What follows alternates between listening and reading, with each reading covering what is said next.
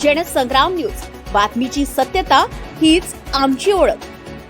Police दलातील देवेंद्र उडान 3 सुवर्ण पदकांचे मानकरी। वर्धा पोलिसांचे शिरपेचात रोवला मानाचा तुरा।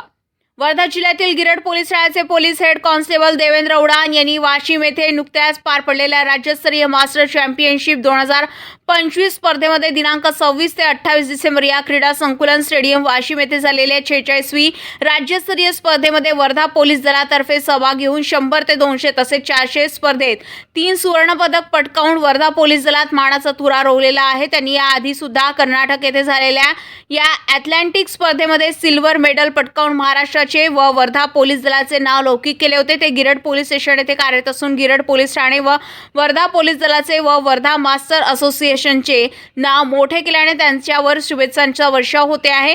या स्पर्धेमध्ये महाराष्ट्रातील अकोला, चंद्रपूर, वर्धा, अमरावती, नागपूर, गोंदिया, भंडारा, बुलढाणा, यवतमाळ, नांदेड, परभणी, हिंगोली, सांगली, सातारा, मुंबई, ठाणे, पालघर, रायगड, छत्रपती संभाजीनगर, अहिल्यानगर तसेच महाराष्ट्रातील संपूर्ण जिल्ह्यातील पोलीस दलाचे खेळाडू यांनी या स्पर्धेमध्ये सहभाग घेतला होता। या अगोदर त्यांनी कर्नाटक राज्यात मास्टर एशियन गेम मध्ये 100 मीटर रिले मध्ये भारत देशाचे प्रतिनिधित्व करून सिल्वर मेडल प्राप्त केला आहे।